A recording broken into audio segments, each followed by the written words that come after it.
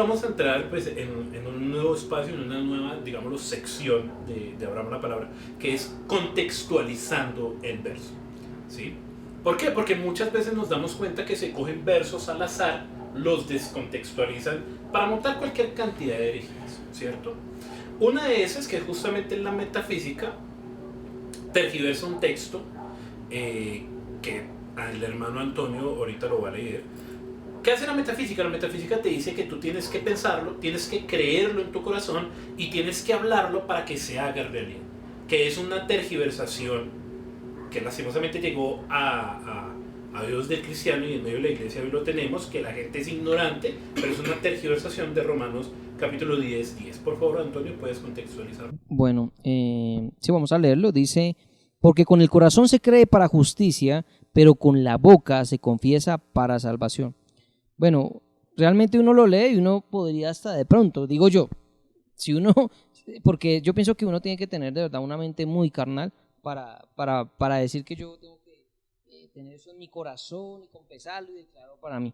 Pero hasta solamente con leer el versículo uno se da cuenta qué es lo que dice, porque con el corazón se cree para, dice, justicia, pero con la boca se confiesa para salvación, y es evidente que está hablando de salvación y de justicia. O sea, eso nos toca inmediatamente algo que, pero hay gente que utiliza este versículo y lo saca fuera de contexto. Pero ahora leamos el contexto inmediato del versículo 9. Que si confesares con tu boca que Jesús es el Señor y creyeres en tu corazón que Dios le levantó de los muertos, serás salvo. Ahí sigue diciendo ahora sí el 10. Porque con el corazón se cree para justicia, pero con la boca se confiesa para salvación. Pues la Escritura dice, todo aquel, versículo 11, porque la Escritura dice, todo aquel que en él creyere no será avergonzado. Entonces, simplemente es mirar y chévere que hagamos esta parte, porque yo siempre he dicho, hay hermanos, por ejemplo, que tienen esa cajita de promesas, ¿sí? Que muchos hermanos tienen y sacan y la leen, ¡ay, Dios me habló, qué promesa tan linda! Pero qué lindo que usted aprenda a coger esa promesa y la lea con el libro completo, con su contexto general y su contexto inmediato. Pero aquí ya podemos entender a qué se refería esto. Amén. También hay otra cosa que se dice que si tú crees, todo es posible. Entonces, si tú crees que Dios te va a dar un carro, Dios te va a dar un carro. O sea, es como si el creer y el tener fe cogiera y le torciera el brazo a Dios para que Él lo cumpliera, ¿cierto? Y para eso utilizan muy mal el texto en Marcos 9:23, que el hermano Darwin no lo va a contextualizar. Amén. Vamos a leer el texto, voy a leer en la versión de la Biblia de las Américas. En el versículo 23 dice, Jesús le dijo, ¿cómo si tú puedes? Haciendo una pregunta. Todas las cosas son posibles para el que cree.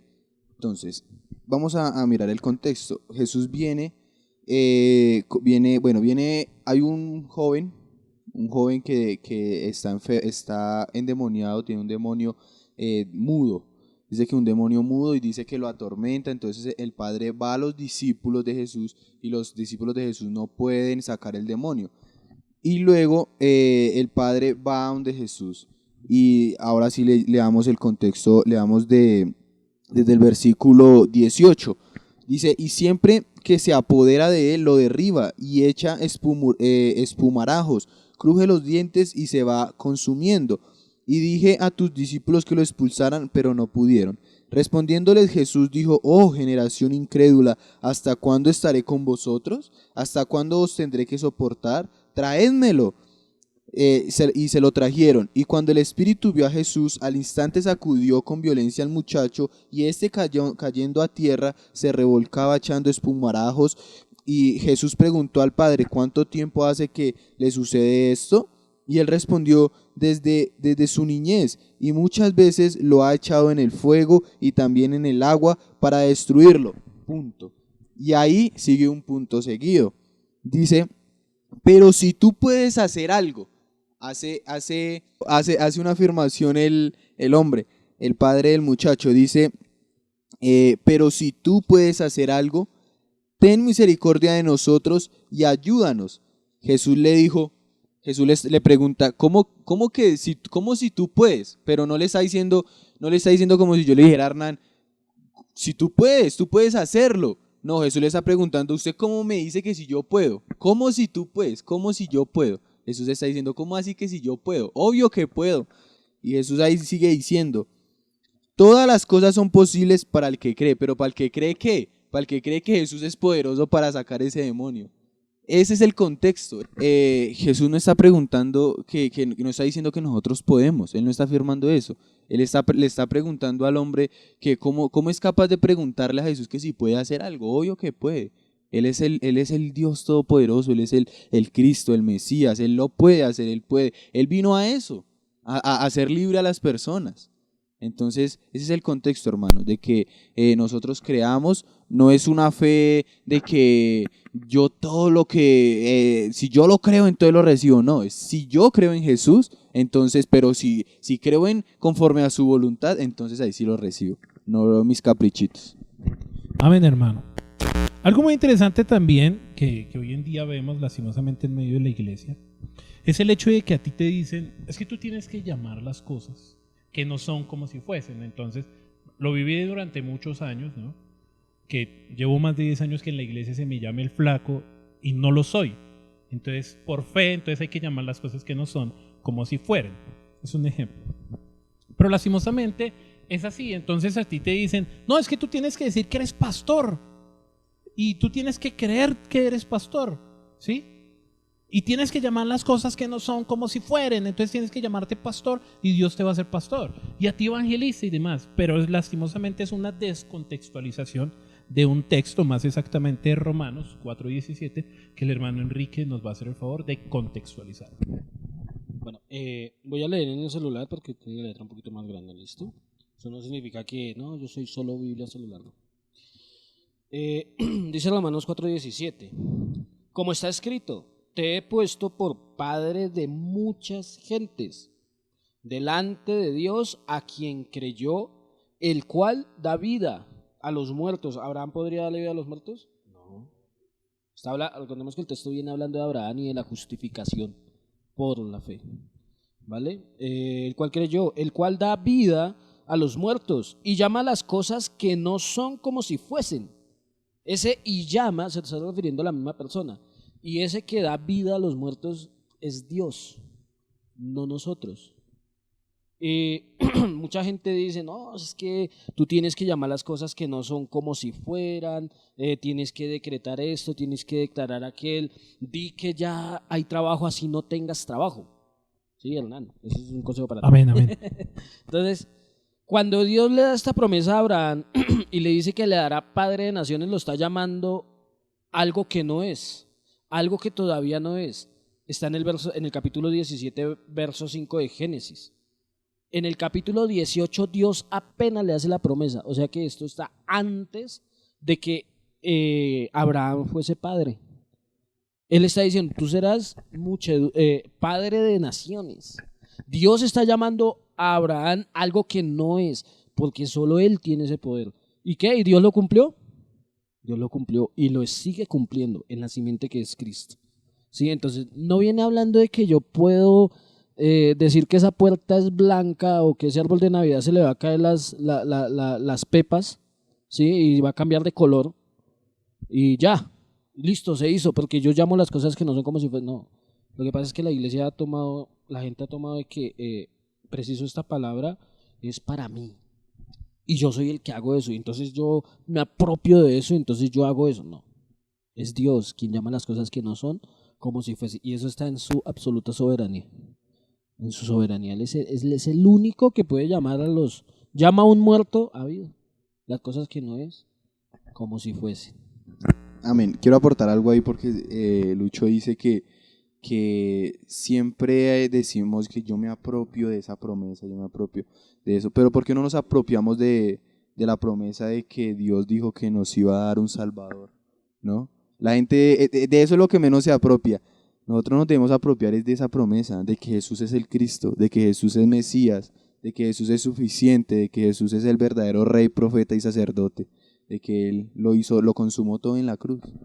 ¿Y por qué nos apropiamos, por ejemplo, de que por su causa nos van a vituperar, nos van a perseguir? Eso sí no nos apropiamos, ¿cierto? Eso sí no lo decimos, eso sí no lo declaramos. Justamente la que me quitaste, Mateo capítulo 5, versículos del 10 al 12, que nos habla de persecución, o de lo que Jesús mismo nos dice en Juan capítulo 16, que nos van a sacar de las sinagogas. Entonces, también es necesario apropiarse de eso. Y en medio también del mundo cristiano se ha metido algo que es no solamente el declarar y el decretar, sino el anular. Que si tú dices, no, estoy enfermo, no, hermano, anule esas palabras. Anulo eso, anulo. Ahora, primero que todo, entonces, si eso fuera cierto, Jesús fue crucificado y murió, no porque fuera la voluntad del Padre, sino porque Él dijo, tengo una tristeza de muerte, cuando es completamente contrario.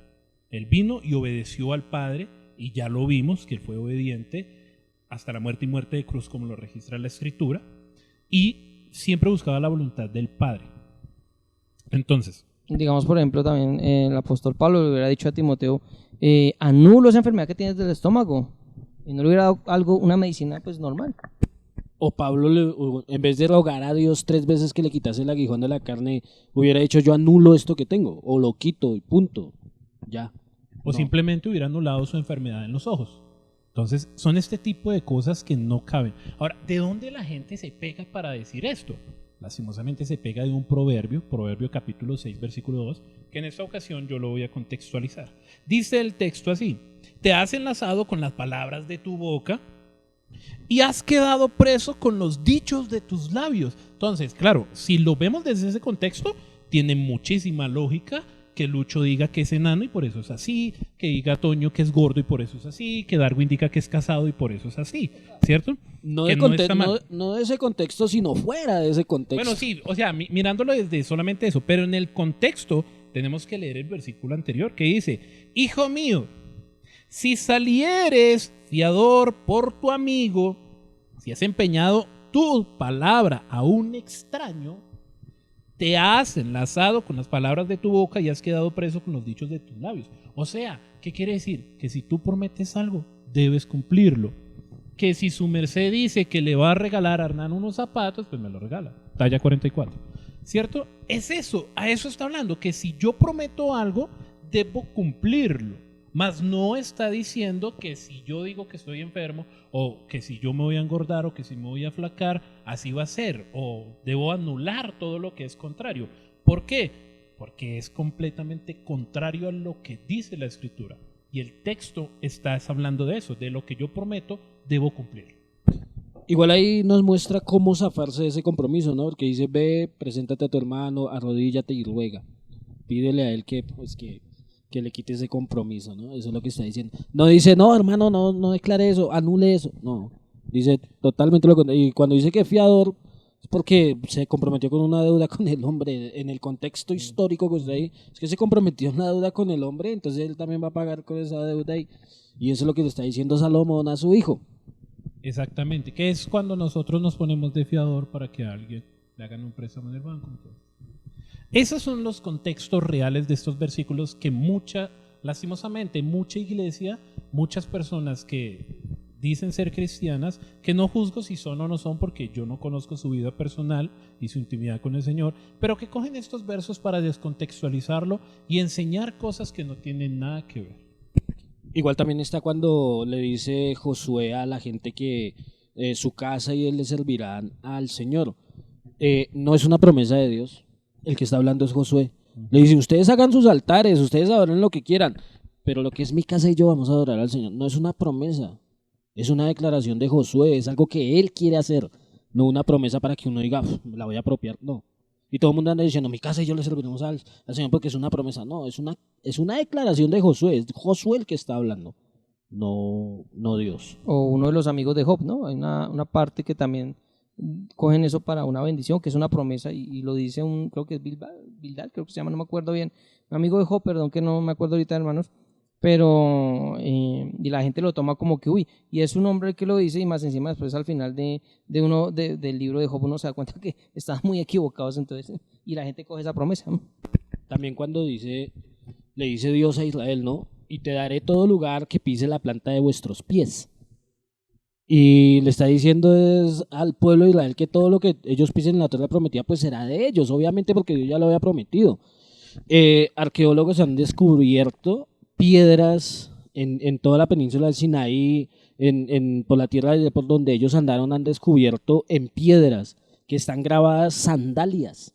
Ellos se tomaron muy a pecho eso y lo hicieron, pusieron sus sandalias ahí, grabaron con un cincel y eso todavía está ahí. Es el título de propiedad de la tierra de Israel a los israelitas. Pero eso es una promesa para Israel, no para el pueblo. Entonces yo, todo lo que piso, ahorita me llevo este tapete. Entonces estos zapatos son míos. No, no es todo lo que yo pise. No, pues acá, si eso fuese cierto, entonces, Dios mío, Darwin, te quedaste sin casa.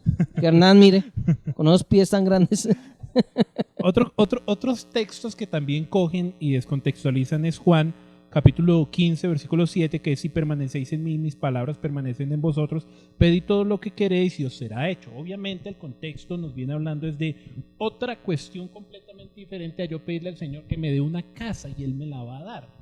Cuando aquí realmente lo que quiere decir el contexto es sobre la voluntad del Señor. Todo tiene que ir sobre la voluntad, por eso es necesario tener el contexto. Y aparte, el contexto inmediato quiere decir es que si no estamos en Cristo, nosotros no somos nada, porque Él es la vid y nosotros los pámpanos, y el pámpano no puede vivir sin la vid. Entonces es necesario contextualizar. Otro texto que también descontextualizan. Me gustaría decir algo a punto de ese. Ahí viene hablando Jesús y termina hablando acerca del amor, el fruto del amor. Hermanos, esto ha sido todo por esta ocasión, por este programa. Espero que usted haya entendido un poco más acerca de la fe. Si tiene preguntas, nos las puede dejar en los comentarios. Con el mayor de los gustos, nosotros la vamos a responder. O si tiene tal vez dudas con un versículo, con el mayor de los gustos también vamos a buscar la contextualización y aclarar el significado de esos versos. En lo posible y mediante la voluntad del Señor y lo que Él nos permita conocerlo más. No siendo más, hermanos, los invito para que por favor nos sigan en nuestra página de Facebook. Aparecemos como IBR Jesús es el Cristo. También nos pueden encontrar en Instagram como IBR Jesús es el Cristo. Estamos empezando a subir imágenes teológicas y demás. Y pues para que se suscriba, le dé like y comparta estos estudios a personas que usted considere que les es necesario aprender un poco más acerca de la palabra. Me despido, Hernán Borges, junto a mis hermanos Antonio, Darwin y Enrique. Que el Señor les continúe bendiciendo.